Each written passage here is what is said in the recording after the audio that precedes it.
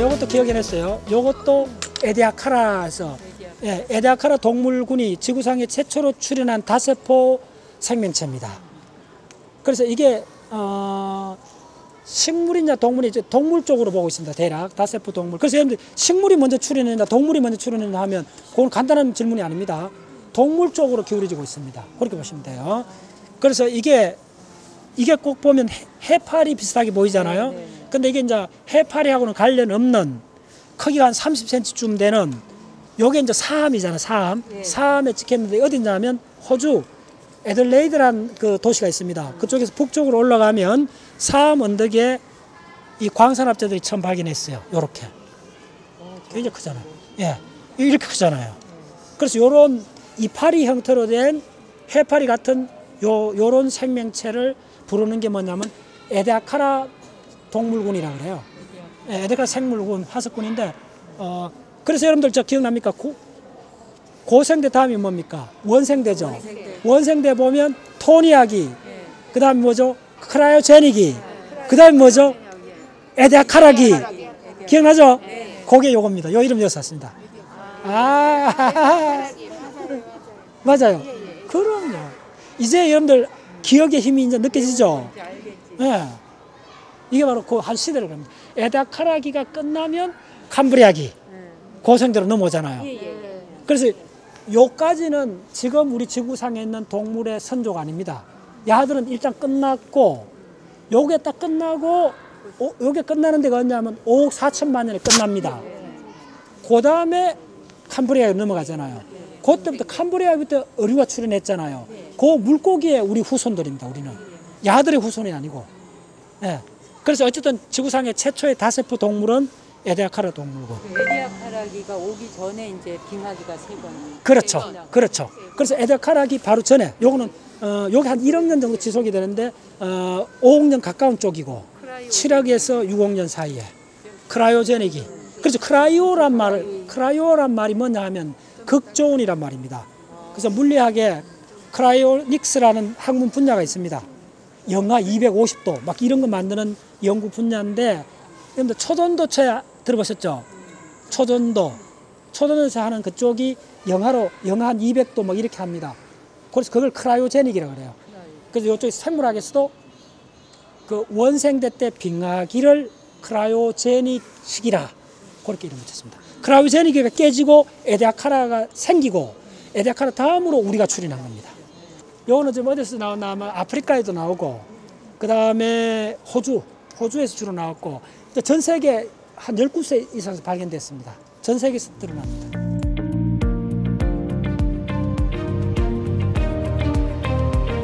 가장 큰 게 곤두아나. 엄청 크죠? 곤두아나가 크고, 요게 노렌시아입니다. 노렌시아 배웠죠? 그 다음에 시베리아가 있습니다. 시베리아도 독립된 대륙입니다. 고생대 6개 대륙에 시베리아가 들어갑니다. 그 다음에 자 이제 드디어 한중지계, 예, 북중국, 남중국 지계, 남중국 지계, 요 한중지계. 한중지계는 서울대 차덕근 교수님이 주장하는 이론이고, 그냥 또 다른 학자는 그냥 북중국 지계, 남중국 지계. 또 일부 학자는 우리나라 이름 내갖고 사이노 코리아, 한중, 우리나라 집어내가 그렇게 하는데 뭐 두 개 다 씁니다. 요게 두 개가 요렇게 만난 겁니다. 요게. 그래서 요 두 포인트가 차덕근 교수 이론은 요 두 포인트가 하나는 영월이고 하나는 태백이래요. 영월하고 태백이 거의 붙었잖아요. 네. 가까운데 고생대는 이게 두 개 이렇게 떨어져 있다는 거예요. 근데 그걸 이제 어떻게 하나. 차덕근 교수님은 뭘 하셨냐면 처음에 삼엽충 연구를 하신 분이거든요. 그래서 삼엽충을 갖고 오랫동안 연구가 되어 있습니다. 전 세계 학계에서. 그걸로 기점으로 요 태백하고 영월에서 발견되는 삼엽충이 좀 다른 종류래요. 그래갖고 이게 떨어져 있을 거라고 이제 추정을 하죠. 완종류라고 하는 건 삼엽충 전에. 예. 완종류는 뭐냐면 고생대의 가장 중요한 캄브리아기하고 오르토비스기 굉장히 중요한데, 완종류는 거의 조개하고 같습니다. 우리가 포항에 가면 많이 볼 수 있는데 지금 화석으로 남아 있는데 지금 살아있는 거는 몇 종류 없어요. 근데 조개하고 완전 조개입니다. 초보자가 보면. 근데 다른 게 어때냐면 조개는 딱 이렇게 돼 있죠. 이렇게. 그래서 요거는 한 매, 두 매, 2매. 그래서 요 조개를 2매 폐류라 그래요. 됐죠? 근데 완종류는 어떻게 됐나 하면 요렇게 돼 있어요. 달라. 다르고, 잘 들었어요. 이거는 조개가 아닙니다. 분류학상으로 모양은 완전 조개인데 요거는 완종류라 해갖고 지금은 없는 고생대 그 아주 표준 화석입니다. 그래서 요렇게 돼 있고, 요게 요 한 조각을 로마 시대에 이런 게 많으니까 조각을 요다 램프로 썼대요. 그래서 제가 요거는 뉴질랜드 가갖고 제가 살아있는 걸 잠깐 보려고 하다가 시간 없어서 그냥 왔었는데 그 뉴질랜드 전문 이렇게 수족관 이쪽 갔더니 그 자료가 있더라고요. 있고, 전 세계에 있어요. 완종류 굉장히 중요합니다. 고생들은 완종류, 필석, 코노돈토 다 암기하셔야 돼요. 이렇게. 자, 그래서 요 나오잖아요. 요거 중요합니다. 백합. 그렇죠. 요 그 해백합이라 하는데 C112라 그래요. 요게 뭐냐 하면 극피동물입니다. 좀 어려운데 어렵게 생각하지 마시고 요거 꼭 기억해 놓으세요. 이게 동물입니다. 식물이 아닙니다. 그래서 헷갈리는 거예요. 자, 무슨 말이냐. 극피동물. 한자 좋아하시니까 극은 가시입니다. 가시. 형극의 세월. 피는 피부입니다. 피부가 가시로 되어 있다는 겁니다. 자, 피부가 가시로 되어 있는 대표적인 건 뭡니까? 성게. 됐죠?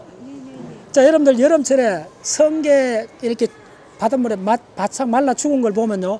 성게 침이 다 잘라진 걸 보면 요렇게 밤송이가 나오잖아요. 밤송이를 꼭 관찰해 보세요. 관찰하면 오각형이 그 속에 들어 있습니다. 그래서 성게를 요렇게 해갖고 요 밤송이 털을 다 자르고 요렇게 펼치면 오각형 별이 됩니다. 그럼 야들이 요렇게 걸어갑니다. 그걸 뭐라 그런다? 불가사리. 됐나요? 그 다음에 다시 성게를 돌아와갖고 털을 적당하게 자르고 그 다음에 요걸 찹쌀모찌처럼 몰랑몰랑몰랑하게 요렇게 느리면 요렇게 다 오물오물 걸어갑니다. 기어갑니다. 그걸 해삼이라고 합니다.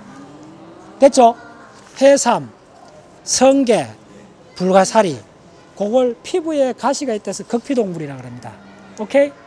근데 지금은 거의 사라졌는데 고생대에 그런 극피동물 중에 불가사리보다 더 많았던 게 뭐냐면 야들입니다. 이게 한 1m 이렇게 돼요. 지금도 있습니다. 나중에 생각나면 보여드릴게요. 동영상 보면 이게 극피동물이 무슨 사리나무 비슷한데 이렇게 있다가 야들이 툭 하고 이동을 해요. 보면 뭐 저 사막지방에 저 바람 불면 이게 감목들이 드르륵 도망가는 것처럼 예, 나무 토막이 쭈르륵 움직여요. 근데 이게 어떻게 됐냐면 석회암이 껍질을 요렇게 하고 가운데 요렇게 세포가 있습니다. 그 이제 아래 있는 살아있는 거는 죽고 요 껍질들이 화석으로 남았는데 어마어마합니다. 지층을 만듭니다. 이게 또 한 가지 기억해 놓은 게 산호는 지구상에 우주에서 봐도 보이는 생명체는 산호밖에 없습니다. 인간은 진짜 하잘것 없습니다. 우주에서 보면 산호는 직경 200km 200km 더 큰 데도 많습니다. 호주에 가면 그레이트 베리어 리프라는 게 있습니다. 그건 직경이 3,000km 3,000km인데 수천 개의 섬으로 되어 있습니다. 6년 전에 호주에 갔을 때 걸로 갔다가 스쿠다이빙 해갖고 안에 다 들어가 봤는데 거의 산호입니다. 산호. 네, 산호. 자, 산호 마지막 이야기 드리겠습니다. 여러분, 산호는, 살아있는 산호는 볼 수 없습니다, 여러분들. 전문가도 보기 어렵습니다. 스쿠버 다이빙 해 들어가도 여러분들이 보는 거는 산호 껍질을 보는 겁니다. 산호는 동물입니다. 산호, 해파리, 같은 동물입니다. 산호, 해파리, 말미잘을 뭐라 그러느냐 하면 그걸 자포동물이라고 합니다. 포를 쏩니다. 해파리 쏘여봤죠? 죽 쏩니다, 잘못하면. 그러니까 그 해파리 쏘는 게 어떻게 됐냐면 해파리 세포에 작살이 들어있습니다. 작살을 세포 속에 이렇게 넣었다가 적이 나타나면 폭 쏩니다. 그 작살에 우리 고기 창으로 찔러가 잡듯이 탁 찔러갖고 이렇게 당겨갖고 먹습니다. 그래서 산호 다큐멘터리 보면요. 산호가 이렇게 군락이 있으면 야들이 밤새 싸웁니다. 대포로 쏩니다. 나중에 다 죽고 한 팀만 살고 막 이렇게 돼요. 그러면 산호는 여러분들이 보는 산호는 뭐냐 하면 산호가 껍질을 만듭니다. 그 껍질이 다 뭐다? 석회암입니다. 분자식 CaCO3입니다. 그일 뿐입니다. 그게 보이는 겁니다. 예. 근데 저 하나 더 붙이면 산호는 어떻게 사느냐 하면 산호는 동물인데 그 산호 속에 포로를 한 명 잡고 있습니다. 그게 조류, 와편모 조류라는 강압성을 하는 플랑크톤, 식물성 플랑크톤을 산호가 생포를 했습니다. 생포를 해갖고 자기는 동물이기 때문에 강압성을 못해요. 근데 요 와편모 조류라는 식물성 플랑크톤이 강압성을 합니다. 그래서 산호는 투명한 맑은 바다에밖에 없습니다. 그 다음에 수온이 19도보다 더 떨어지면 못 삽니다. 아열대, 우리나라 제주도 요런 바다에, 얕은 바다에 사는 이유가 뭐냐면 산호가 있는 섬은 낙원이잖아요. 알죠? 왜 그러냐 하면 위에 부유물들을 산호가 다 잡아먹습니다. 첫 번째. 두 번째, 부유물이 있으면 안 되죠. 왜 그럴까요? 햇빛이 반사하잖아요. 그럼 강압성을 못 하잖아요. 됐나요? 자, 두 번째, 이거 중요합니다. 대기 중에 이산화탄소가 많아지면 바닷물 속에 이산화탄소를 받아들이잖아요. 그럼 바닷물이 산성화됩니다. 산성화가 되면 산호라는 동물이 그 조류, 그 식물성 플랑크톤 와편모 조류를 삼켰는데 같이 사는데 야를 같이 데리고 못 삽니다. 바다가 산성화가 되면. 그래서 산호는 이 와편모 조류를 방출합니다. 방출하면 자기 영양을 못 획득하잖아요. 그러면 산호도 죽게 돼요. 그래갖고 산호는 죽고 산호 껍질만 남아갖고 허옇게 되는 섬이 되어버립니다. 그걸 백화현상이라고 합니다. 네, 그것도 다 이산화탄소와 관계됩니다. 오케이. 자, 됐죠? 네, 산호 공생.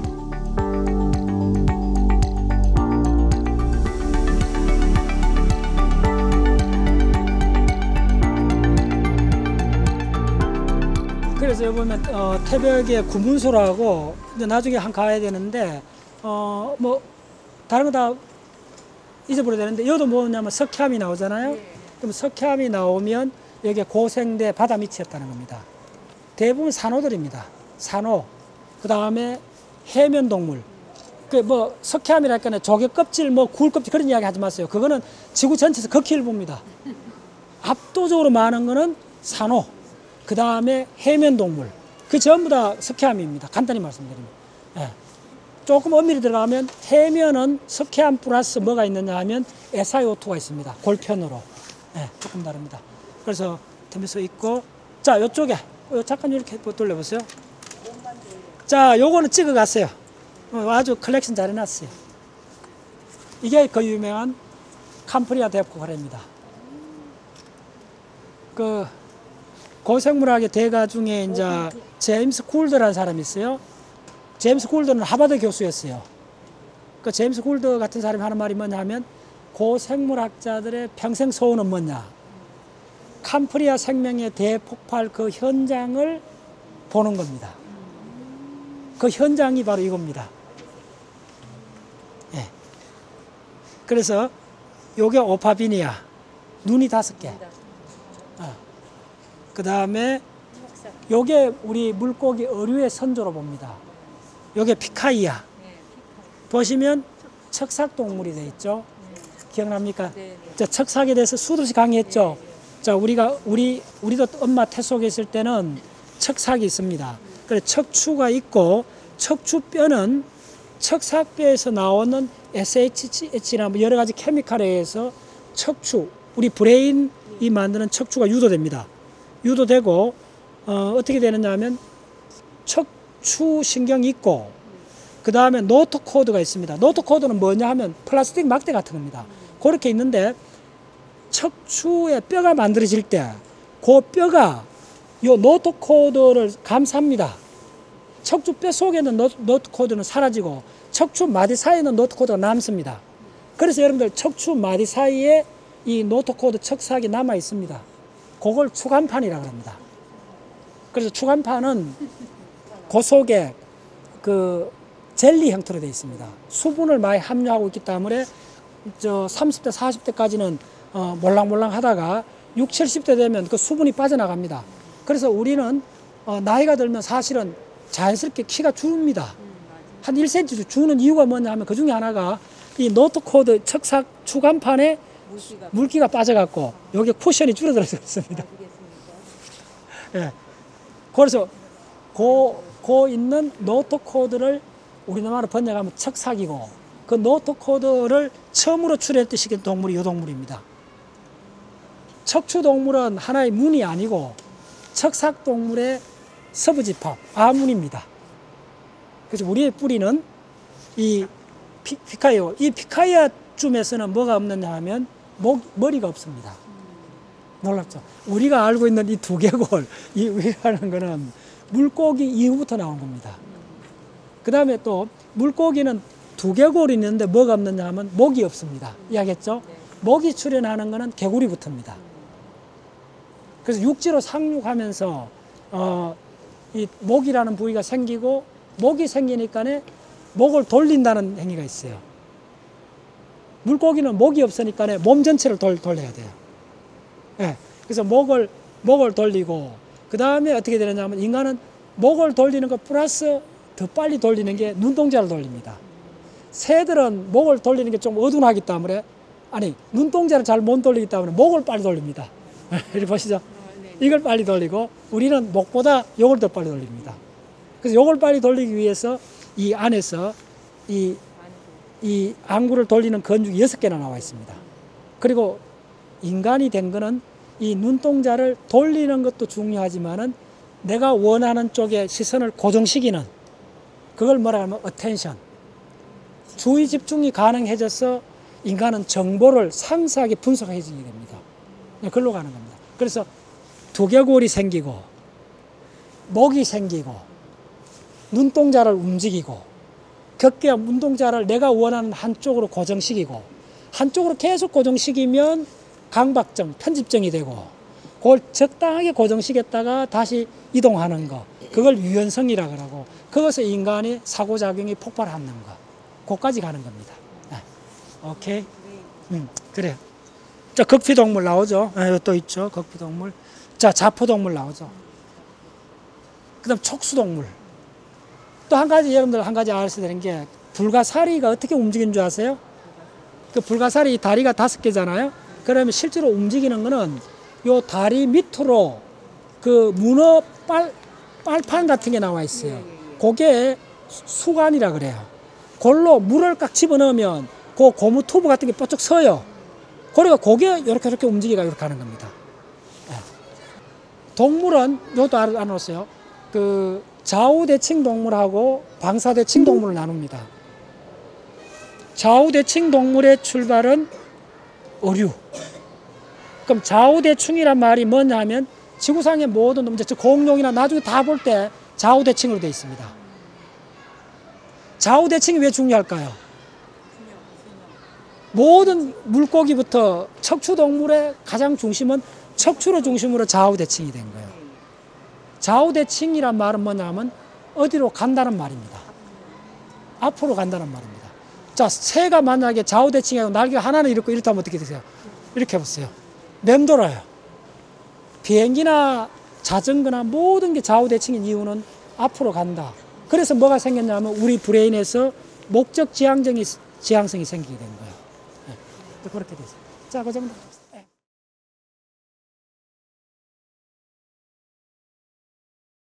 자, 두 종류 알아두세요. 두 종류. 두 종류는 다리가 머리에 나는 거. 두 종류가 뭐죠? 오징어, 문어.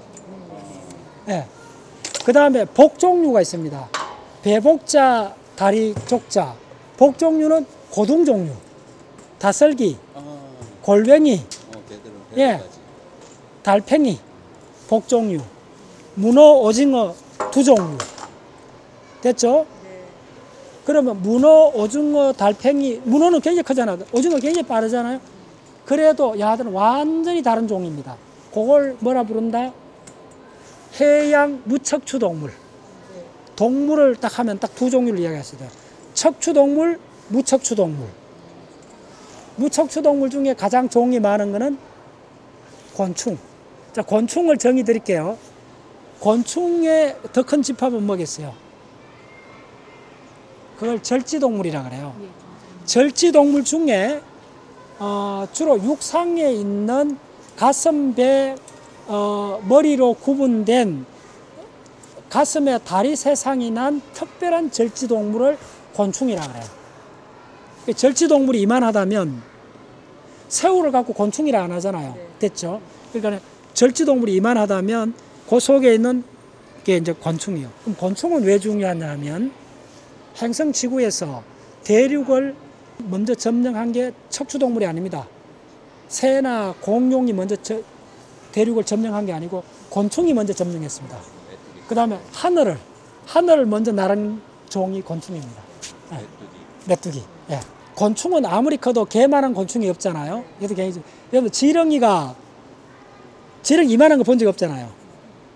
큰 건 있어요. 예, 큰 거 있는데 이 지렁이 크기가 계산돼 나옵니다. 아무리 커도 지렁이는 2cm 이상 커질 수 없습니다. 혹시 그거 왜 그런지 알아요? 간단합니다. 지렁이는 호흡을 피부로 합니다. 그러니까 몸이 커지면 이만큼 커지면 이 안에 조직들이 있기 때문에 피부로 확산된 산소가 이까지 못 옵니다. 그래서 우리가 눈에 보이는 이만한 동물이 되려면 피부로 갖고 호흡해서는 안 됩니다. 그러면 전적으로 뭐라 해야 되냐면 허파가 진화되어 와야 됩니다.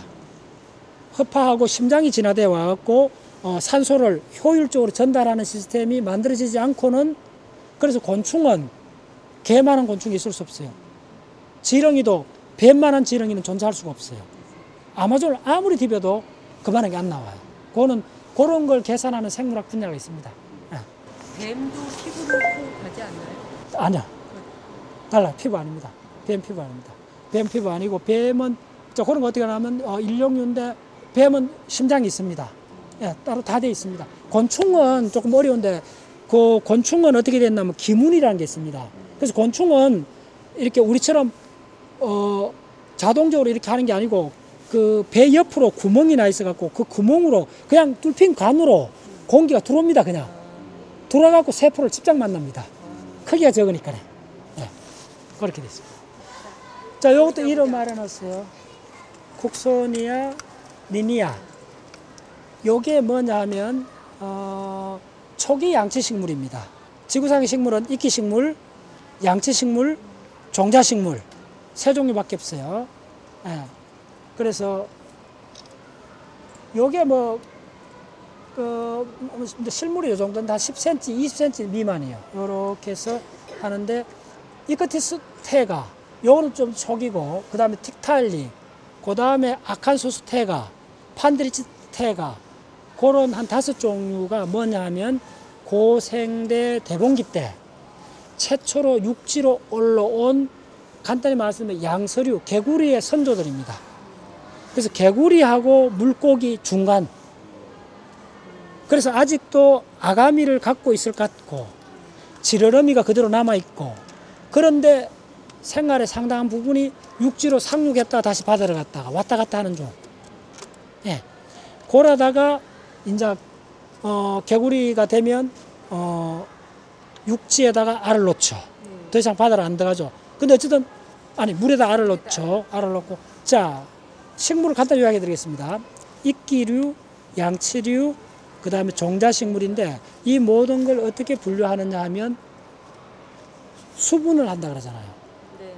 동물은 수정을 한다 그러잖아요. 근데 식물은 꽃가루를 날아야 되는데 그 꽃가루라는 개념이 현화식물, 꽃식물한테는 꽃가루가 있는데 꽃이 없는 식물에는 꽃가루에 해당되는 게 뭘까요? 그게 포자입니다. 예. 그래서 이 포자를 퍼뜨립니다. 근데 이 포자는 어디로 가느냐 하면 물을 타고 갑니다. 그래서 이끼식물하고 양치식물은 물을 벗어나서 살 수 없습니다. 그러면 요거는 왜 중요하냐 빨리 설명드릴게요. 링크 해보세요. 폐렴기 말에 판게아가 있었잖아요. 이 판게아가 됐다는 말은 뭐냐 하면 6개 대륙이 합쳐져 하나가 됐어요. 그러면 대륙이 굉장히 커요. 대륙이 커진다는 말은 뭐냐면 대륙 안이 해변에서부터 멀다는 거예요. 그럼 대륙의 대부분 조금만 돌아도 건조한 대륙 내부가 되는 거예요. 바닷가는 수분이 있잖아요. 근데 안으로는 수분이 없어요. 그래서 그게 언제냐면 트라이 아이스기 때입니다. 그래서 트라이 아이스기 때는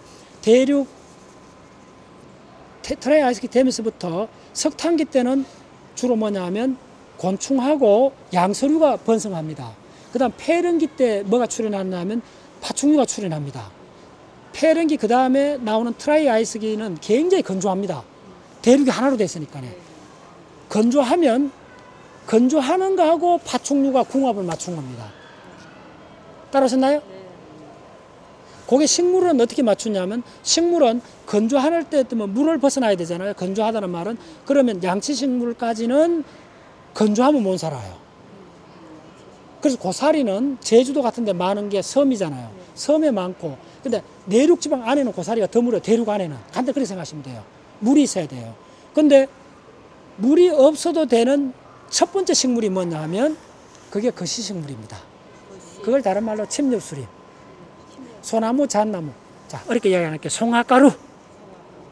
6월달 되면서 송화가루. 난리가 나잖아요. 이해됐죠?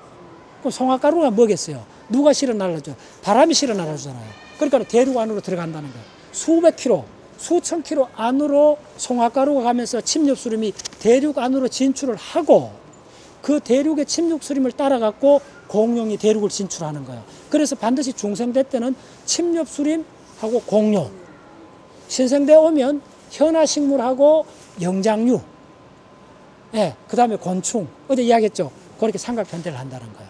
그래서 식물 진화하고 동물 진화를 같이 하라는 거예요. 다시 요약하면 거시식물이 중생대 때 번성을 하면서부터 행성 지구의 내륙 건조한 사막 안까지도 생명 현상이 밀려 들어왔다는 거예요. 그 전에 양치식물 있기만 있을 때는 강가, 바닷가에만 생명체가 있었다. 이렇게 보시면 돼요. 자, 됐죠? 네, 보겠습니다. 자, 요거는 물고기 이야기할 때 이야기했잖아요. 요게 판피오류입니다. 이게 비늘 같은 게 뼈가 몸을 다 덮었습니다. 어떻게 됐냐면 이 뒤에도 몸이 있었는데 어떤 거는 두개골만 뼈로 덮었고 어떤 거는 몸 다 뼈를 덮었습니다. 이쪽에 안 덮으면 이게 살점이잖아요. 이건 다 녹아버렸고 썩어버렸고 이게 길건 어떤 자료는 7kg까지 있어요. 이건 엄청 큽니다. 예, 예. 2, 3m에서 한 7kg까지. 7m. 예, 예. 그래서 어떻게 되느냐, 빨리 설명드릴게요. 야들이 대봉기 때 바다에 지금 고래나 상어 대신 고래는 언제부터 출현했어요? 신생대 들어왔습니다. 그래서 이걸 공부해보면 지구상의 모든 거는 시작이 있어요.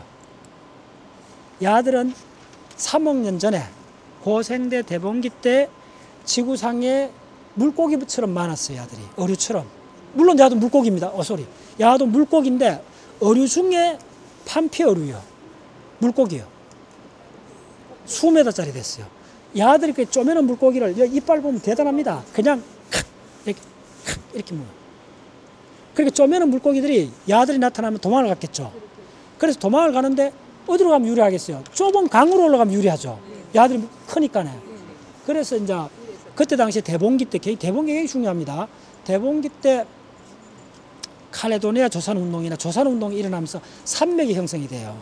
산맥이 형성되면 비가 산줄기를 타고 내려가잖아요. 그러면 그게 강이 되잖아요. 그래서 최초의 강들이 만들어져요. 그래서 대봉기는 지구상, 저기서 대봉기 때 숲이 최초로 형성됩니다.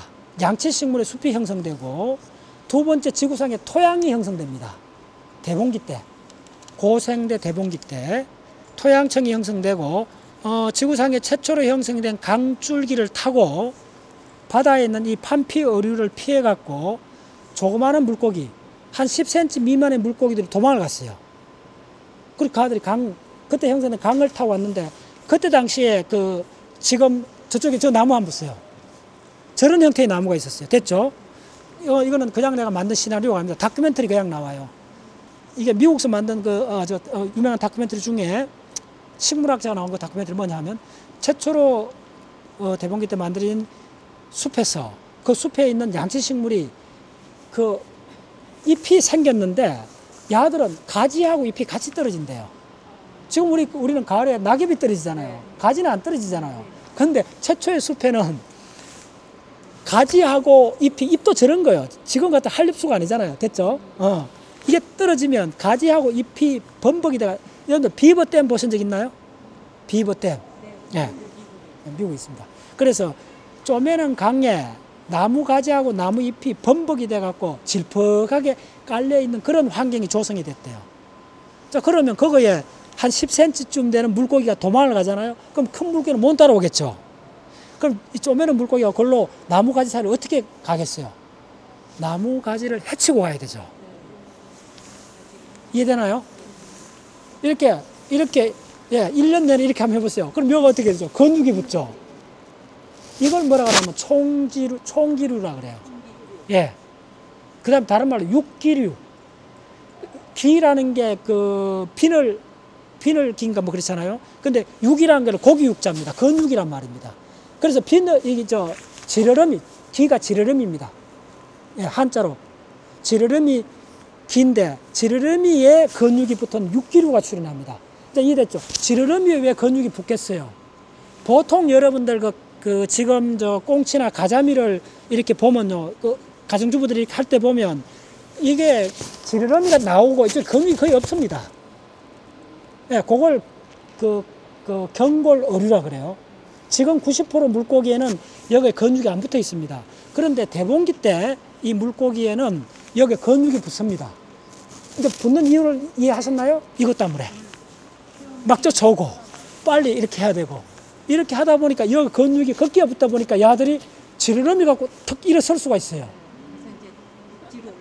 이해됐나요? 네. 가들이 저거 있는 자들입니다. 네. 보셨죠? 요게 거의 한 1000만 년에 걸쳐 갖고 요런 종들이 막 출현하는 거예요. 한 10cm쯤 되는 야들이 요렇게 하다가 육지로 상륙하는 거예요. 그래서 물고기 때는 눈이 요거 있잖아요. 근데 이게 이제 위로 이렇게 올라가는 거예요. 올라가고 이제 육지에 목이 생기고 육지로 상륙하는 거예요. 육지로 상륙할 때 이제 가장 중요한 게 뭐냐면 잘 따랐어요. 육지에서는 물고기에서는 아가미가 호흡하잖아요.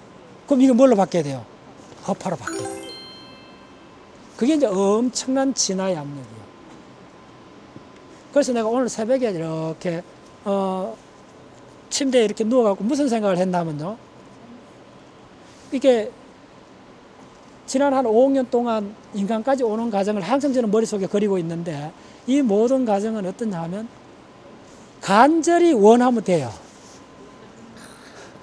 어느 만큼 되느냐 하면 아가미가 허파로 바뀔 수도 있다는 거예요. 됐나요? 됐나요? 그걸 오랫동안 사무치더라고요. 이 아가미조차도 허파로 바뀌는 사건이 일어나는데 우리는 뭔들 못하겠어요.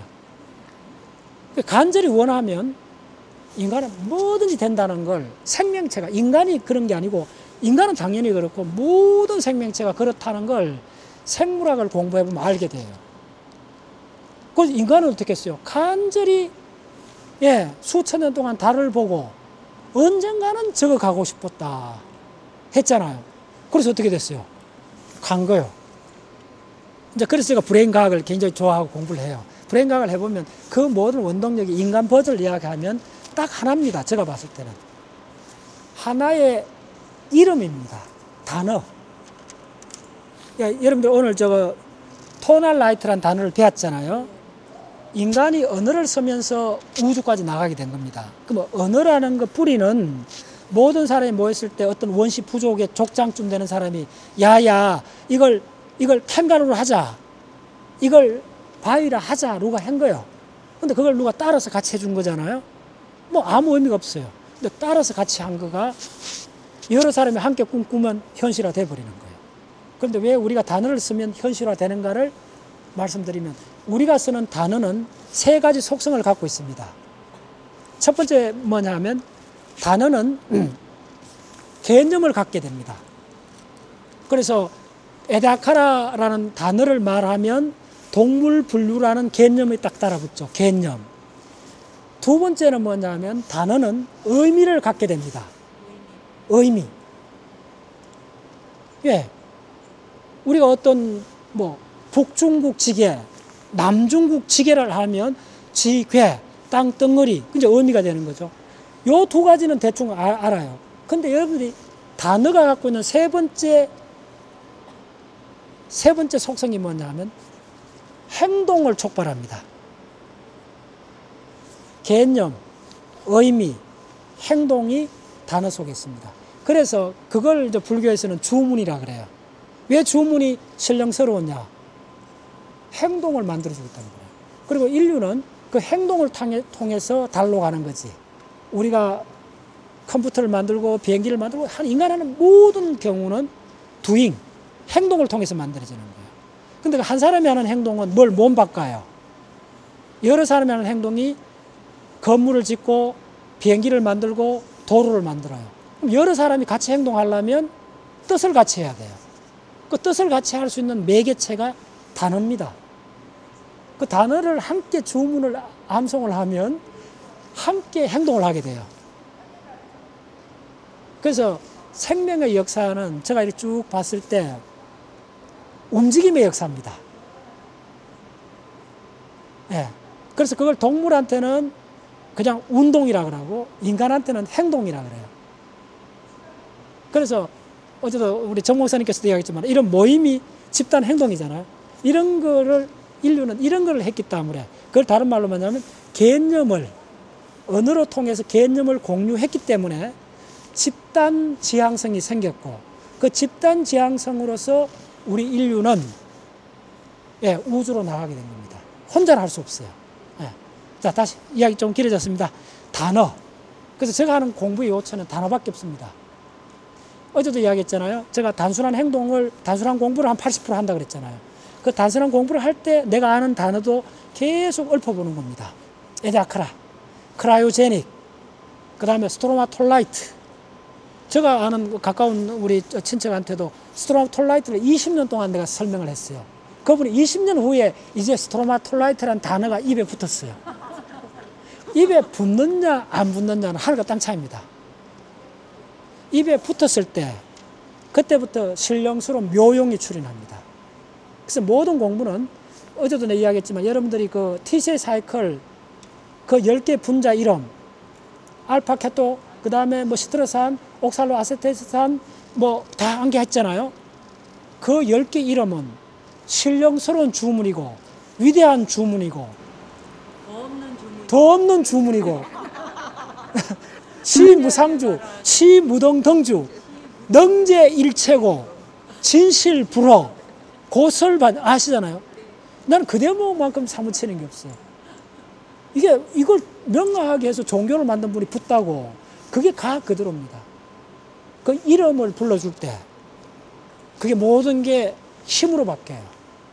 이름밖에 없어요. 저는 공부를 해봤더니 그래서 여러분들이 의미를 알고 그거는 나중에 따로 옵니다. 모든 게 따로 옵니다. 그래서 시아노박테리아 그 다음에 온갖 지금 곤도하나 판게아 에오세 마이오세 올리고세 플라이오세 플라이소토세 에오세란 말은 세복이란 말입니다. 그 다음 또 에오마이아 우리 포유동물 뿌리 에오마이아 그런 이름을 수백 개 암기를 해야 돼요. 그때 우리 인생이 바뀌는 거지. 무슨 이론을 말고 그런 건 두 번째 문제입니다. 제가 공부를 해봤더니 그런 이름이 내 몸에 사무칠 때 내 의식은 다른 게 없어져요. 그게 주문이 돼버려요. 그러면 그 순간에 여러분들이 전문가가 돼버려요. 자, 됐죠? 네, 그 정도 합시다. 자, 거의 다 왔습니다. 이제. 자, 요거 찍어갔어요, 기념으로. 이쪽, 이 자연사박물관에서 명품 중에 있는 것 중에 하나입니다. 아까 여기 잇목. 요 비늘 보이죠? 비늘. 요 비늘이 이렇게 나와요. 자, 뿌리가 얕잖아요. 뿌리가 얕고. 이거 고사리입니다. 이렇게 고사리. 근데 요 고사리 중에 요 고사리가 종자고사리입니다. 그래서 요 종자고사리 양체식물에서 종자식물이 나왔습니다. 자, 종자가 뭡니까? 벽시, 옥수수 다 종자잖아요. 지구상에 우리가 알고 있는 모든 종자식물은 요 식물에서 나왔습니다. 밀, 보리, 종자를 갖는 모든 식물은 여기서 나왔습니다. 자, 그럼 갑자기 물어볼게요, 여러분들. 고구마, 감자는 어떻게 될까요? 미나리는 어떻게 될까요? 종자식물일까요, 아닐까요? 자, 그런 거 맞아요. 자, 그런 거 우리 채소라 그러잖아요. 채소는 뭐냐 하면 대부분 한해살이 풀입니다. 종자식물입니다. 자, 이것도 하나 상식을 알려드릴게요. 식물이 지나는 적응하는 방법은 두 개입니다. 오래 살고 오래 사는데 종자를 적게 남기는 게 있습니다. 그러니까 생명을 볼 때 한해살이 풀이 지구상에 가장 많은 식물은 한해살이 현화식물입니다. 풀이 가장 잡초, 어리죠? 잡초입니다. 그럼 잡초가 왜 성공했느냐? 간단합니다. 잡초는 한해살이잖아요. 대부분 잡초들이 한해살인데 한해살이란 말이 뭐냐면 세대 교분이 빠르다는 말입니다. 근데 소나무 잣나무는 세대 교분이 일어나려면 한 100년씩 걸리잖아요. 그런데 그 풀들은 1년 만에 에폰을 만들어냅니다. 그게 빨라서 성공을 한 겁니다. 자, 그러면 종자식물은, 자, 요것만 설명드릴게요. 어떻게 됐나 하면 고사리가 있어요. 고사리 잎. 그럼 여러분들 이야기했잖아요. 고사리 앞면을 보면 안 보입니다. 뒷면에 노란 가루가 있습니다. 네. 자, 노란 가루가 요거 붙었어요. 노란 가루가 요렇게 붙었어요. 요거도 붙었어요. 요거도 막 붙었어요. 끝에 붙어요. 요런 끝자리 붙었어요. 그럼 한번 여러분 생각해 보세요. 요거 노란 가루가 붙었어. 그럼 요걸 요렇게 말아보세요. 말으면 요거의 노란 가루들이 그다음 콩으로 바꿔보세요. 콩은 씨죠. 그럼 요 콩깍지가 되겠죠. 요게 종자가 됩니다. 바로 요렇게 나온 겁니다. 고사리의 포자가 고사리 잎이 말려갖고 꼬투리가 되면서 그 안에 콩깍지가 되면서 그 안에 요렇게 박혀갖고 요 포자가 종자로 바뀐 겁니다. 그거의 화석식물이 요겁니다. 고사리에는 종자란 말을 붙일 수가 없어요. 포자란 말을 붙여야 되는데 요 종이 특별히 포자에서 종자로 바뀌었는 그 화석으로 나면 지금 없어요. 근데 요게 발견된 게 바로 그랬죠. 곤도와나. 인도에서 발견됐어요.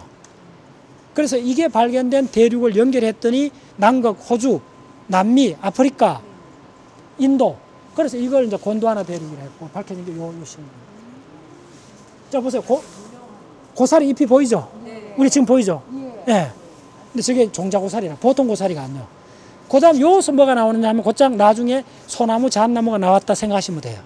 놀랍죠? 예. 그래서 지구상 식물은 이끼식물, 그 다음에 양치식물, 그 다음에 종자식물. 세 종류밖에 없어요. 예. 자, 예, 됐습니다. 처음부터 고사리 보세요. 처음부터 고사리.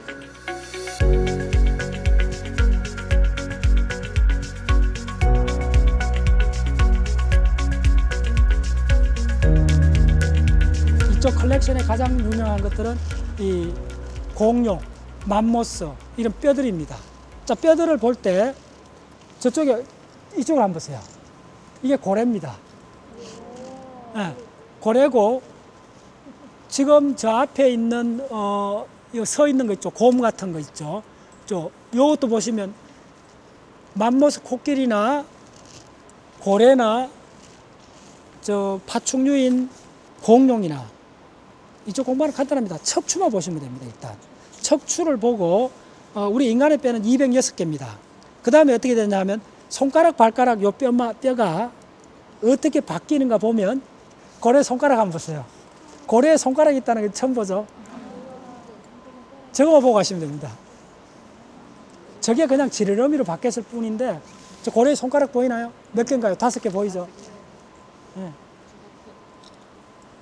그러니까 뼈는 뭔 속이야? 뼈 속에 다 있어요. 네. 그 다음에 이게 견갑골이잖아요.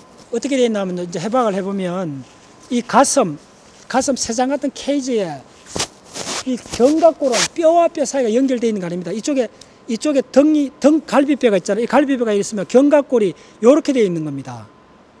그러면 요 갈비뼈하고 견갑골 사이는 근육이 있습니다. 그래서 어떻게 된다면 이 견갑골이 팔이 달려 있잖아요. 그래서 우리가 팔을 마음대로 움직일 수 있습니다. 그러면 코끼리는 어떻게 됐나 하면 뒤에 보시면 코끼리는 수톤 나가니까 몸집이 크니까네 이 견갑골이 어떻게 됐냐면 앞으로 와갖고 다리뼈 마디 하나가 돼버립니다.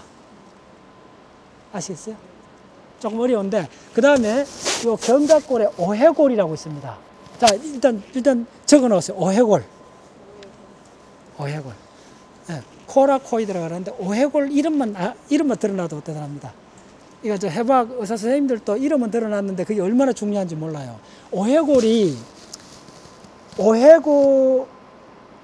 새한테는 오해골이 견갑골만하게 큽니다. 조류는. 그래서 오해골 이름만 일단 들어놓으세요. 오해골은 인간한테는 오해골이 사라지고 어렵습니다. 오해골은 어디 있나 하면 나중에 확인해 보세요. 지금도 만져볼 수 있습니다. 요 어깨에 보면 톡 튀어나온 뼈가 있어요. 그 뼈를 말하는 게 아닙니다. 어려워요. 그러니까 앞쪽으로 근육 속에 묻혀 있는데 만지면 뭐가 아프고 약간 그래요. 앞쪽에 있어요. 쇄골 붙었는 쇄골 바로 밑에 만져보면 뭐가 뼈가 하나 잡히는 게 있어요. 톡 튀어나왔어요. 쇄골 밑에 있어요. 그게 오해골입니다. 그래서 뭐냐면 오해골이 이야기 들으면 저쪽 굉장히 큰 뼈인데 인간한테는 요만큼으로 흔적만 꼬타리만 남아 있어요. 됐어요. 근데 그게 왜 중요하냐면 그렇게 줄어들었기 때문에 우리는 이 팔을 마음대로 돌릴 수 있는 겁니다. 그러나 이 견갑골이 어깨뼈하고 분리됐기 때문에 우리는 진짜 그래서 우리가 글자까지 쓰게 되는 거예요. 그래서 다시 말하면 오해골의 진화를 따라가면 새는 왜 날게 됐고 인간은 왜 글자까지 쓸 수 있게 됐는가가 그 비밀이 오해골입니다. 오해골. 그래서 오해골은 까마귀 오자, 까마귀 부리 회, 까마귀 부리처럼 생겼다 그러는 겁니다. 네, 그 정도로 하고.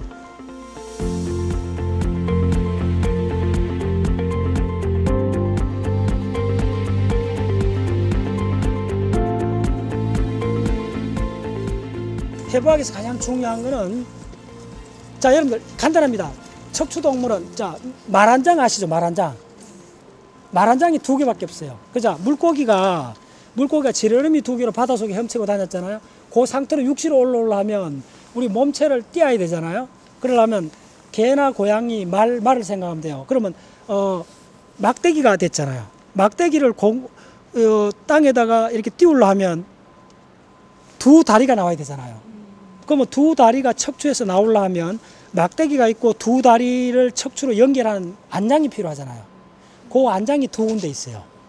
그 뒤쪽에 있는 걸 골반이라 그러고 앞쪽에를 견갑골이라 그래요. 그거 두 개가 기본입니다. 그러면 이쪽에 그 뒤쪽에 있는 이 골반을 부르는 것 갖고 공룡을 분류를 합니다. 그리고 나중에 이제 물고기에서부터 사람까지 모든 걸 보는 데는 골반을 먼저 보셔야 돼요. 골반하고 견갑골만 따로 분리가 정해 보시면 모든 게 다 풀립니다. 그런데 이제 골과 어떻게 부르냐 하면 치골하고 자골을 먼저 해야 돼요. 먼저 척추가 이렇게 있다면 척추에 말한장처럼 이렇게 덮은 큰 뼈를 골반이라 그래요. 그걸 이제 장골. 자 적으세요. 요거 세 가지. 장골. 그 다음에 치골. 그 다음에 자골. 자자는 앉을자자.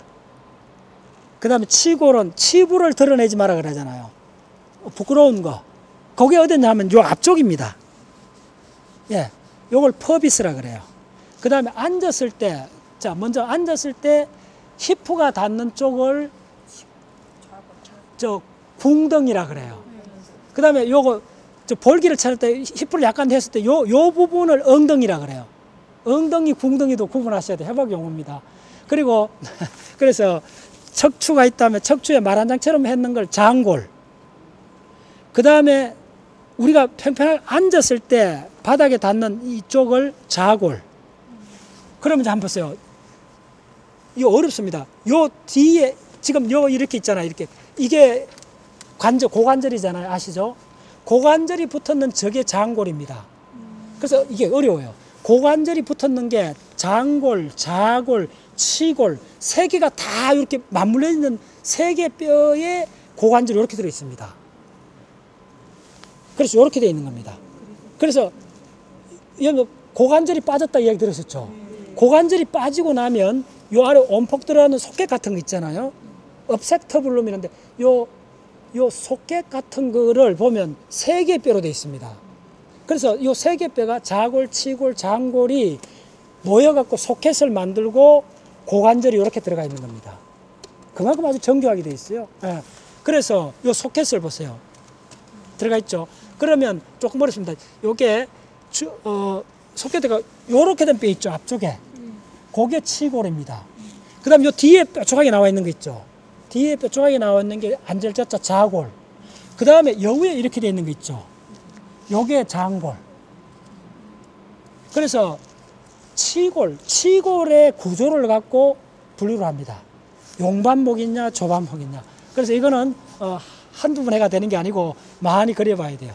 예. 그래서 보시면 자 단순하게 보면 저서부터 척추뼈가 어쨌든 쭉 해갖고 여우에서부터는 경추, 목경자, 그 다음에 가슴형자 흉추, 그 다음에 허리여자 요추, 그 다음에 꼬리 천추, 그렇게 척추뼈가 되어 있는데 여우의 가슴뼈에 이제 그 앞쪽에 있는 말한장이 있죠. 그 말한장이 바로 이 견갑골. 그 다음에 이쪽 뒤에 말한장이 장골. 그래서 이렇게 거쳐져 있습니다.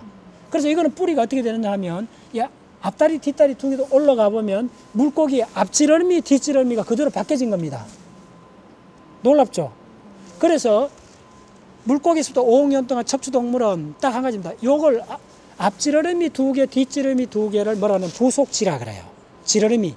그 부속지가 물고기 때는 헤엄을 쳤고 그 부속지 중에 부속지가 육지로 파충류가 됐을 때는 앞다리, 뒷다리라 그래요. 그리고 조류가 됐을 때는 앞다리 두 개가 앞날개가 된 겁니다. 그런데 인간은 새처럼 못 날고 물고기처럼 헤엄을 못 치는데 인간은 뭐냐 하면 이 네 개의 부속지 중에 두 개의 부속지는 몸뚱아리를 고정시켰고 요 두 개의 부속지의 오해골이 사라지면서 두 개의 부속지가 자유롭게 됐죠. 이 두 개의 부속지가 자유롭게 된 것 중에 요 끝 말단, 요 손가락을 움직이는 쪽으로 신경계가 발달하게 된 거예요. 됐나요? 그래서 손가락 갖고 문자를 남기기 시작한 거예요. 그래서 결국은 우리는 상징을 만들게 된 거예요. 그래서 어떻게 됐나 하면 우리는 우주까지 가게 된 거예요. 새가 나는 것보다 우리는 그래서 5억 년 척추동물의 진화는 4개의 부속지의 진화입니다. 그 4개의 부속지로 물고기는 헤엄치고 새는 하늘을 날고 인간은 어떤 물고기, 어떤 새보다 멀리 날 수가 있게 된 겁니다. 그러면 그게 왜 그렇게 됐나? 바로 인간의 부속지인 손가락은 뭘 만들었나 하면 상징을 만들게 된 겁니다. 이해됐나요? 그 상징이 단어입니다. 아까 이야기했죠. 그 단어를 통해서 우리는 우리가 상상하는 모든 것을 언젠가는 현실화시킨 종이 되어버린 겁니다. 일어나지 않는 겁니다. 상상은 지금 일어나지 않는 거지만 여기서 여러분들이 발심을 하면 뭐든지 될 수 있어요. 동일하게 발심을 하면 그게 가능하게 된 게 이 부속지 혁명입니다. 놀랍죠? 이 부속지 4개가 우리 인간으로 오면서 이 신경계하고 결합을 하면서 그 신경계 브레인을 통해서 상징 문자를 만들어냈잖아요. 그 문자를 통해서 문자를 통한 단어가 갖고 있는 주문, 그 위대한 힘이 행동을 만들어버려요. 근데 그 행동이 어떻게 나오느냐 하면 우리의 생각하고 우리의 행동은 항상 미래를 향하게 돼 있어요. 맞죠? 우리의 행동은 지금 내가 요거 있지만 그 다음 요렇게 행동하잖아요. 시작은 현재인데 시작에서 어디로 갑니까? 우리의 생각하고 우리의 행동은 반드시 미래를 향하게 돼 있어요. 그래서 행동이 항상 미래를 향하기 때문에 우리가 지금 생각하는 그 생각이 행동이라는 미래 시제를 통해 갖고 현실화가 되는 게 지구상에 우리 인간이 갖는 유일한 능력입니다. 그게 그 뿌리가 단어입니다. 그래서 여러분들이 지금 내가 수도 없이 반복해 이야기하지만은 그런 용어를 기억하는 거, 학문은 용어를 기억하는 게 시작해서 용어로 기억하는 끝납니다. 다른 게 없다는 걸 제가 40년 공부하고 알게 된 겁니다. 제발 어떤 단어를 대략 생각하지 마세요. 하나의 단어는 하나의 우주입니다. 사람, 사랑, 맘모스, 부속지, 캄브리아. 그 단어가 다 뭡니까? 그게 상징입니다. 그거는 어떻게 진화되나 짧게 말씀드리겠습니다. 인류가 상징을 썼을 때 맨 처음에 썼는 상징은 그걸 뭐라 그러냐 하면 심볼이라 그래요. 심볼. 자, 우리가 목욕탕을 지도에 어떻게 표시합니까? 요렇게 하고 요렇게 김나게 한 목욕탕이 되잖아요. 그럼 목욕탕 모양을 그냥 그 심볼을 보면 그게 뭔지 알잖아요. 심볼에서 두 번째 출현한 게 뭐냐 하면 인덱스가 출현됐습니다. 인덱스는 뭐냐면 뭘 가리키는 겁니다. 그래서 손가락하고 내가 가리키는 저 동물의 화석하고는 요 인덱스를 통해서 저걸 알게 되는 거잖아요. 그래서 기억해 놓으세요. 심볼, 그 다음에 인덱스, 그 다음에 나오는 게 상징입니다. 상징은 뭐냐 하면 그 출처하고 아무 관련 없는 겁니다. 내가 사랑이라고 이야기했다, 꽃이라고 이야기했는 거하고, 꽃이라고 말한 거하고 저 핀 꽃하고는 물리적으로 생물학적으로 어떤 관계도 없잖아요. 내가 꽃이라 발음했을 뿐이잖아요. 어떤 관계도 없잖아요. 자, 어떤 관계도 없다는 걸 내가 증명해 볼게요. 미국 가서 꽃이라 해보세요. 통하는가? 안 통하잖아요. 근데 미국 가서도 내가 꽃을 가리키는 건 통해요. 근데 꽃이라 발음하는 건 안 통해요. 재밌잖아요. 근데 미국 가서도 온천을 그려놔놓고 이렇게 하면 통해요. 이해됐죠? 이 말이 무슨 말이냐 하면 잘 따라와 보세요. 근데 가장 쓸모없는 상징, 미국 가서 꽃이라 하면 아무도 못 알아들어요. 근데 그 아무도 못 알아듣는 그 상징은 내가 붙어있던 이 모든 게 끊어진 겁니다. 순수한 이데아가 된 겁니다. 됐나요? 그 순수한 이데아가 됐을 때, 내가 어제 이야기했던 그 대칭이 되는 겁니다. 아무것도 없는 거가 됐는데 가장 위대한 것이 되어버리는 겁니다. 이해됐나요? 네. 그래서 여러분들이 고급 단어, 용반목, 조반목, 장골, 자골, 치골, 이게 전부 다 이데아고 상징입니다. 그게 신령스러운 주문이지 뭐 다른 게 없다는 겁니다. 오케이? 네. 그래서 앞으로 그런 주문을 한 100개만 암기하시면 좀 전문가 됩니다. 주문이 힘이 발휘할 때까지 몸에 붙이라는 거예요. 오케이? 자, 됐습니다. 그 정도. 그래. 자.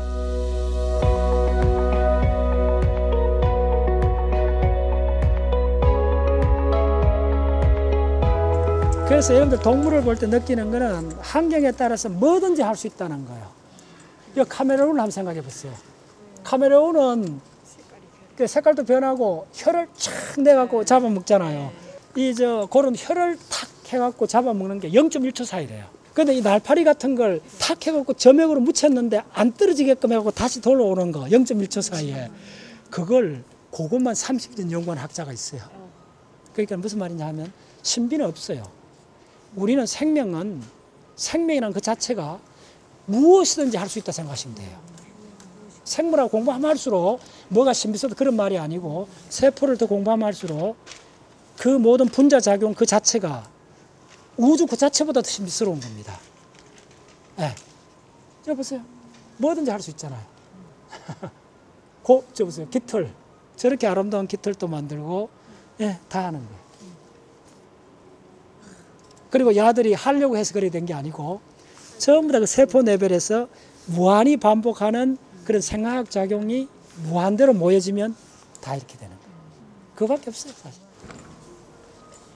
예를 들면 이 새들 같은 거 보면 전깃줄에 앉잖아요. 앉는 거 보면 어떻게 되느냐 하면 탁 앉는 순간에 여기 있는 인대하고 관절이 무조건 이렇게 작게 돼 있어요. 그래서 여러분들이 새가 자는데 전깃줄에 안 떨어지면 걱정 안 해도 됩니다. 그냥 기계적으로 탁 잡는 순간에 낙이 돼버려요. 감아져요. 그 다음 야들이 또 그 학 같은 거 보면 겨울에 막 추운데 하루 종일 있잖아요. 그럼 이쪽에는 혈관이 전부 다 줄어들어요.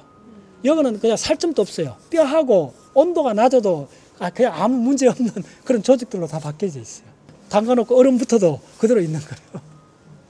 저런 맹수들부터 뭐 이게 어금니 있잖아요. 저거 왜 저렇게 돼 있는 줄 알아요? 간단합니다. 자들이 또 영장류나 우리 인간 선조들도 자들이 막 잡아먹었어요. 그거 나와요. 저 두 이빨이 엄니가 다들 이렇게 해서 경동목을 합니다. 저걸 딱 지났던 겁니다. 메인적으로. 아무리 큰 짐승이라도 딱 해갖고 경동목을 탁 이렇게 하면 숨을 끊어버려요. 몇 분 내로 그냥 질식에 죽어요. 그런 식으로 또 진화되는 거예요. 자, 요건 하나 또 알아보세요. 지금 고양이나 쥐들 보면 요 털 있잖아요.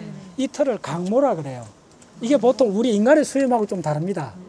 이 털은 그 쥐한테 브레인을 공부해보면 이 쥐의 한 10개 정도 나는 털은 쥐한테 이 브레인에 그 10개 털을 관장하는 영역이 우리 시각 영역만큼 큽니다.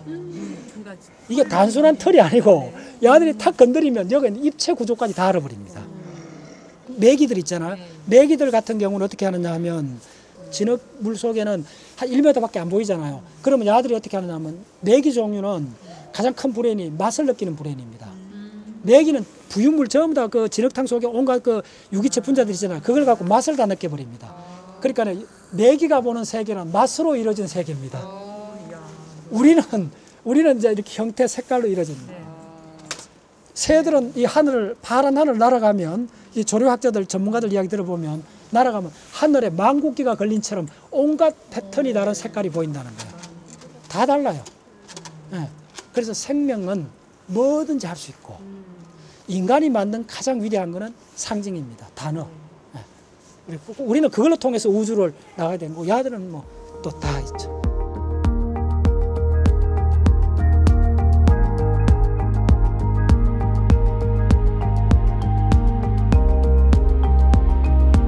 자, 빨리 해보세요. 오해골 보여드릴게요. 굉장히 어렵습니다. 자, 요거 오해골 보세요. 이거 꼭 보고 가셔야 돼요. 자, 이보세요. 포유동물은 뼈속이 약간 뻐끔하지만 질이 치밀합니다. 자, 여러분, 새 뼈는 이렇게 돼 있습니다. 완전히 다릅니다. 이거 꼭 배우고 가세요. 그러면 이제 이렇게 물어보면 지금까지는 어떻게 생각했나 많은 사람들이 새가 하늘 날려면 가벼워야 되잖아요. 그러면 뼈속 조수도 비워야 된다. 요게 이론이었는데 그게 이제 깨졌습니다. 왜냐하면 공룡, 10톤 되는 공룡에도 뼈를 봤더니 이렇게 나옵니다. 그럼 공룡이 하늘 날기 위해서 이거 가볍게 한 거 아니잖아요. 됐나요? 그래서 이제 학자들이 다시 해석하기 시작한 게 뭐냐 하면 새가 하늘 날기 위해서 이렇게 했는 게 아니고 공룡의 후손이기 때문에 공룡의 형질이 그냥 남아있다 생각하시면 됩니다. 그러면 왜 공룡은 이렇게 많은가? 새들은 이렇게 됐는가? 간단히 이야기할게요. 지금 이게 네이처라는 논문인데 새들이 이쪽에 이 복강 안에 공기 주머니가 9개 있습니다. 닭도. 닭이 속에 가장 많은 부피가 허파 빼고 공기 주머니가 9개나 있어요. 그래서 새들은 항상 신선한 공기를 머물고 있어요. 산소가 많은 공기를. 그래서 그 공기를 바깥으로 내갖고 항상 산소가 많은데 결론은 무슨 말이냐면, 자, 요게 중요합니다. 여러분들 현무암 범람 기억나시죠? 네. 그만큼 중요합니다. 그래서 시베리아 현무암 범람 했잖아요. 그러면 산소가 이산화탄소가 올라가고 산소가 줄어들어요. 그래서 고생더 말에 폐렴기 때부터 트라이 아이스기 끝날 때까지 지구상의 산소 농도가 지금은 21%인데 10% 정도, 그러니까 대략 한 15% 이렇게 책자에 나옵니다. 논문에. 산소 농도가 지금 21%에서 트라이 아이스기일 때는 한 15% 그렇게 줄어들었다는 거예요. 산소 농도 15% 같으면 거의 해발 4,000m 넘습니다. 그것을 그때, 자, 잘 들어보세요. 그게 2억 년 전입니다.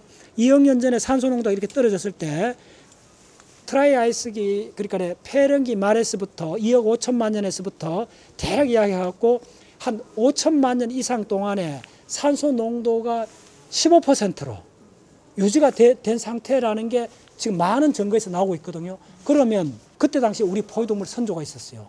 공룡의 선조가 있어요. 개만 했어요. 그럼 야들이 산소가 떨어져갖고 해발 4,000m, 5,000m 살아간다 생각해 보세요. 그럼 가장 중요한 능력이 뭐였어요? 산소를 호흡하는 거예요. 그래서 이 포유동물의 선조하고 공룡이 두 가지 방식으로 이 저산소 상태에 적응을 합니다. 그래서 공룡이 적응한 방식이 뭐냐 하면 몸속에 기낭을 만듭니다. 우리 포유동물 쪽으로 가는 거는 뭐냐 하면 행경막을 만듭니다. 그래서 행경막을 만들어서 갈비뼈가 줄어듭니다. 여기는 갈비뼈가 없어지면서 행경막이 들어서잖아요. 여기까지 갈비뼈가 있으면 행경막이 있을 수가 없어요. 이해됐죠? 갈비뼈가 사라지면서 행경막이 들어서면서 행경막으로 해서 복식호흡, 긴 호흡을 합니다. 그런데 이 방식보다 기낭을 만드는 방식이 거의 한 2배 이상 효율적이었어요. 그래서 중생대 때 가장 성공한 종이 공룡입니다. 그리고 공룡의 후예들은 바로 공기 주머니를 만들었는데 공기 주머니를 이 안에 다 만들고 해도 공간이 없으니까 어떻게 하겠어요?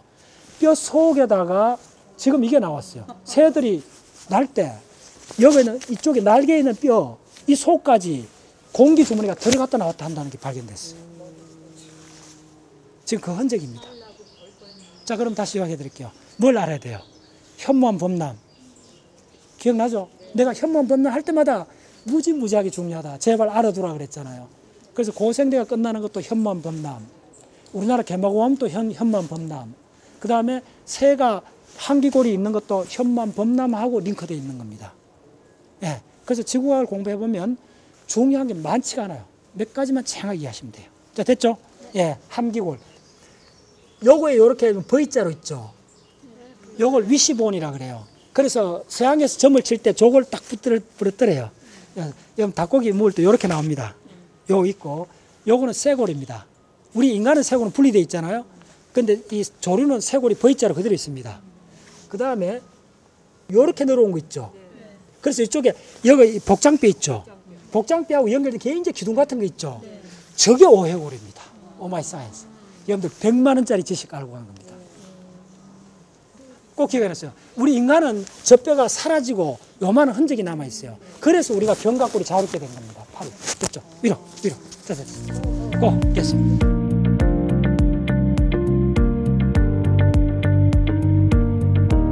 자, 이 고기를 딱 90도로 올려봤어요. 원래 요 꽁무니부터 봤어요. 예, 요게 물입니다. 저도 이제 이 뼈는 한 공부한 지 한 5년 정도 됐는데, 인간의 뼈 206개를, 나중에 이제 그 다음 주나 내가 강의를 할 겁니다. 그러면 그 암기하는 방식이 있어요. 손목뼈, 발목뼈가 64개인가 그래요. 이게 반이에요, 그냥. 이게 쌍으로 돼 있고, 그래갖고. 그래서 손목뼈, 요게 이쪽이 14개. 그거 처음 다 해야 돼요. 특히 손가락 이거 진화한 걸 다 공부를 하고 나면 아까 했던 우리가 상징, 문자, 그 다음 브레인에서 이거 운동 보내는 까지 다 알고 나면 인간이 단어를 만들었다는 게 나는 인간이 만든 게 딱 하나밖에 없다 봐요. 단어밖에 없어요. 모든 학문은 단어밖에 없어요. 인간의 가장 위대한 건 단어예요. 그걸 불교에서 다라니, 총지, 주문하는 거예요. 맞아요. 주문이에요. 그건 위대한 주문이에요. 네.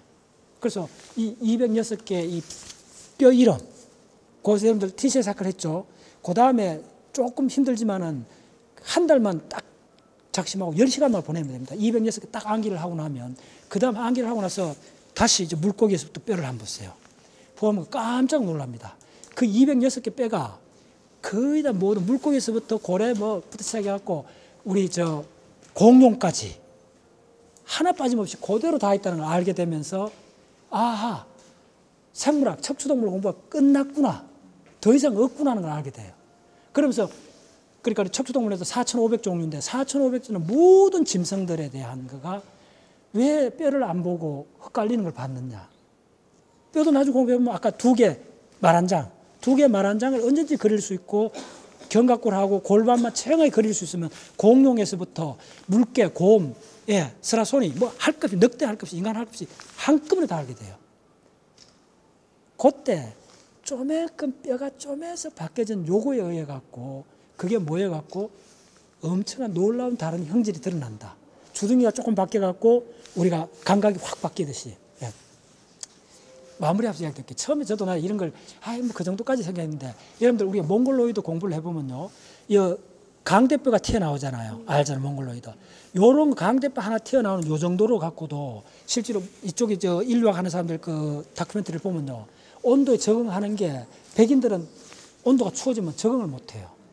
우리가 시베리아로 가면서 어떻게 되느냐 하면요, 그 유명한, 이게 저 6.25 통과하면서 알게 된 건데, 그 초프라는 게 있습니다. 장진호, 부전호 저쪽에서 미 해병대가 가장 참혹하게 많이 죽었습니다. 얼어 죽었습니다, 다들. 그래서 미국 사람들이 6.25 때 가장 힘들었던 게 뭐냐면 그 북한의 개박원 저쪽에서 한파가 왔을 때 그 못 견뎠던 거예요. 그래 나중에 왜 우리나라 사람들은 잘 견디는데 왜 그런가 조사를 해봤더니, 찬물에다가 이 몽골로이드 우리나라 유학생들 손을 집어넣어 봤더니 여기서 이 혈관이 주기적으로 몇 박을 하는데, 그래서 온도가 떨어져도 찬물에 오래 담가놓을 수 있다는 게 발견됐어요. 백인들을 열었더니 몇 초를 못 견디는 거예요.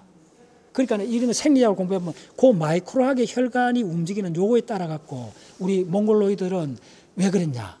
우리가 저쪽에 블라디보스토크 저쪽으로 가면, 북쪽으로 가면, 시베리아 쪽으로 가면 쪼면 강가에 뭘 하면 연어를 잡습니다. 지금도 다큐멘터리 보면 하루 종일 그 추운 강가에 영하로 떨어진 그어서 맨손으로 연어를 잡습니다. 근데 동상이 안 걸려요. 무슨 말이겠어요? 근데 그게 겉으로 보면 크게 바뀐 게 아닙니다. 요 쪼매 바뀐 것들이 모여져 갖고 극한 환경에서도 생존하게끔 되어 있습니다. 그래서 뼈를 공부해 보면 뭘 쪼매 바뀌었다는 걸 쪼매라 생각하면 안 됩니다. 엄청 달라집니다. 네. 그래서 저도 이제 처음에 이쪽을 그렇게 그래 많이 할 생각 없었는데 공룡을 공부하다가 골반을 이해 못하고는 안 되겠다 싶어갖고 인간의 골반에 자료를 모으다가 봤더니 막 쏟아지기 시작하는 거예요.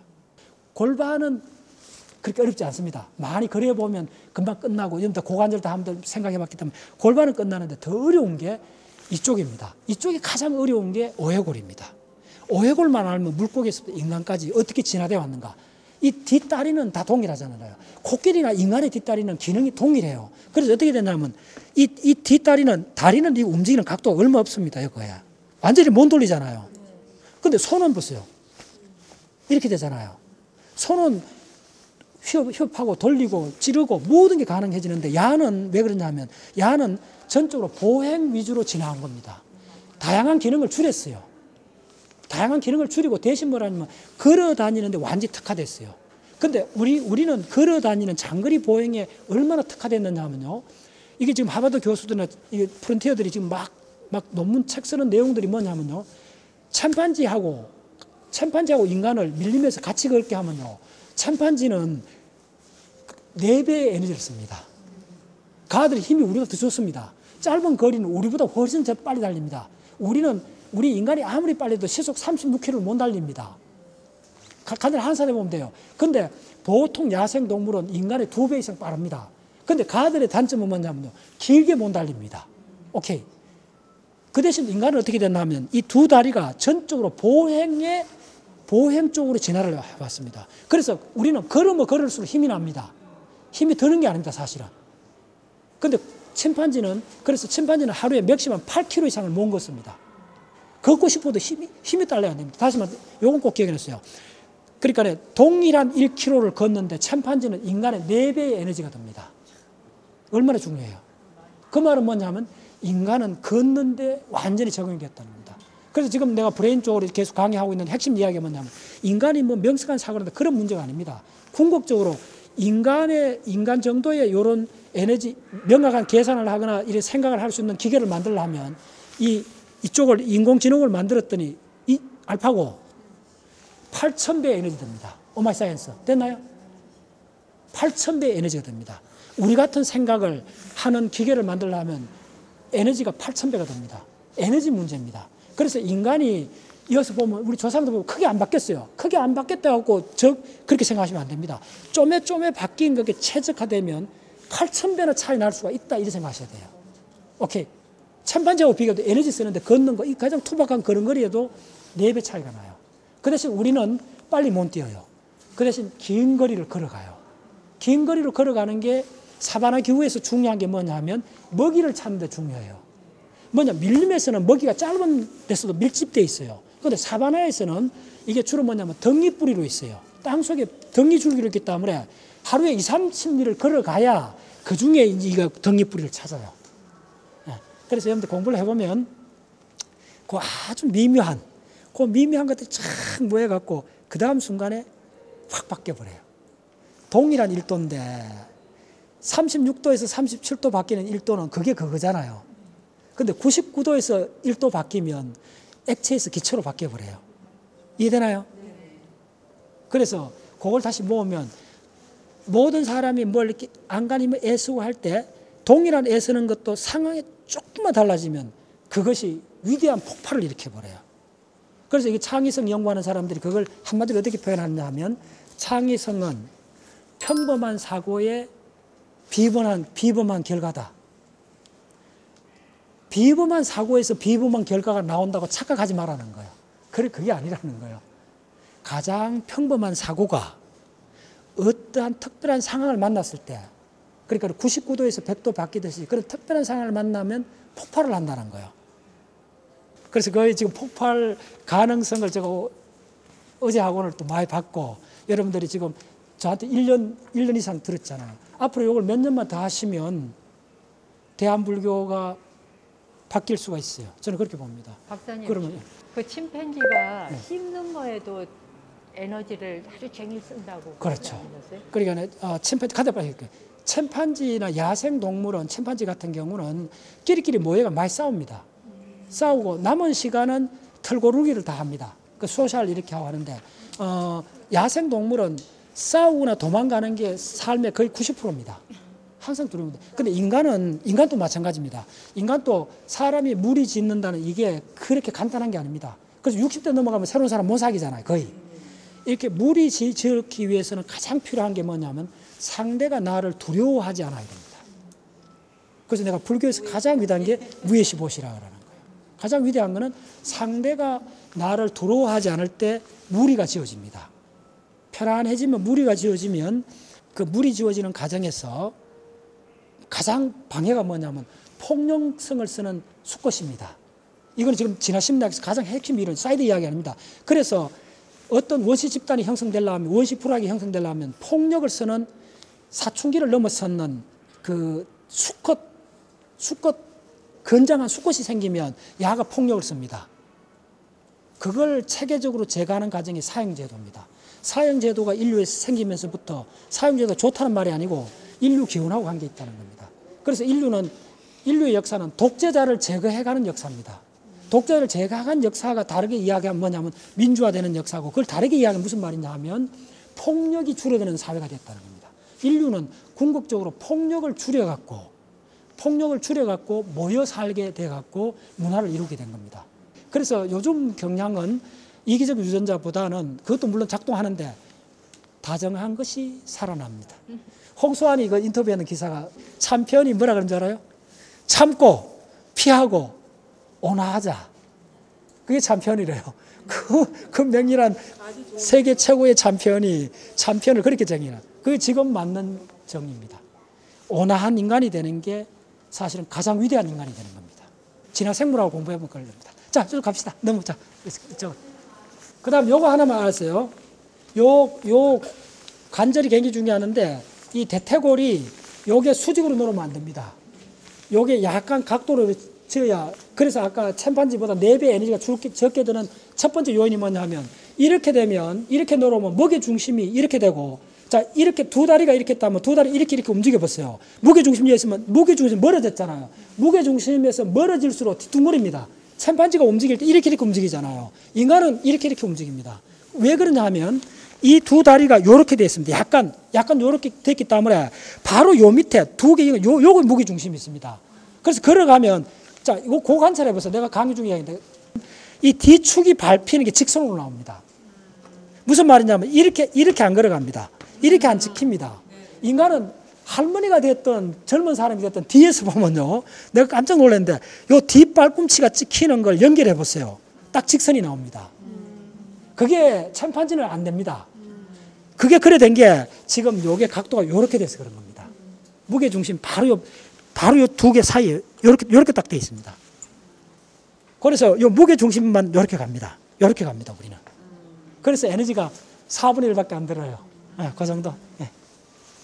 자, 그 다음. 네. 자, 골반. 그래서 골반 공부가 그런 거에서 가장 핵심입니다. 골반이 이렇게 됐다는 거. 네. 요 치골. 예, 이제 저 산모들이 아기 낳을 때는 요 치골 앞쪽에 요게 벌어집니다.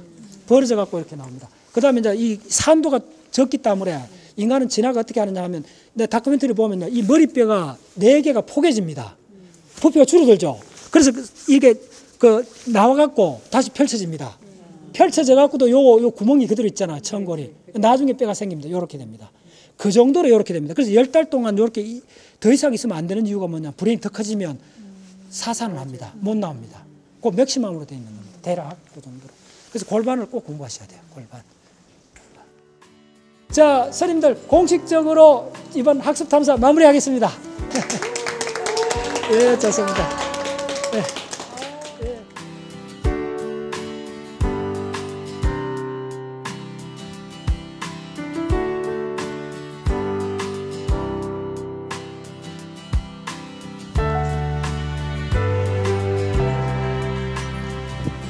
선생님, 이번에 과학 탐사 어떠셨어요? 아주 새로운 세계가 열렸어요. 부처님께서 말씀하신 진리, 우리는 그런 쪽으로만 비춰봤다면 과학으로서 대자연을 다시 비추는 진리의 모습에 대한 눈이 떠졌네요. 과학 공부하고 나서 달라진 점이 있으시면 어떤 게 있을까요? 시야가 일단 굉장히 넓어졌고요. 부처님께서 정견 말씀하셨잖아요. 근데 이 정견이라는 의미가 굉장히 폭넓게 넓어졌어요. 바르게 본다는 게 그동안 인문학적으로만 교수님 말씀에 정견을 생각했다면 대자연 그대로 보는 정견, 과학으로 보는 이런 쪽으로 굉장히 확장됐죠. 시각이. 너무 좋았어요. 공부를 너무 많이 했고 우회굴에 대해서 제대로 몰라서 좀 섭섭하네요. 좀 더 많은 시간을 가졌으면은 굉장히 더 좋은 시간 됐을 텐데 다시 책에서나 영상에서 찾아봐야 되겠어요. 자, 긴 이야기 할 것 없이 스님들은 우리 사회에서 공부하는 집단입니다. 그 본연으로 힘차게 불교도 하고 그 현대인들이 아는 과학을 앞장서서 공부하겠다는 조계종 스님들의 아주 적극적인 포교 활동이라 저는 그렇게 보고 있습니다. 굉장히 바람직하죠. 법정 스님께서 그런 말씀 많이 하셨어요. 어떤 종교든 그 사회를 벗어날 수는 없잖아요. 사회 문화 현상 속에 종교가 있는 거잖아요.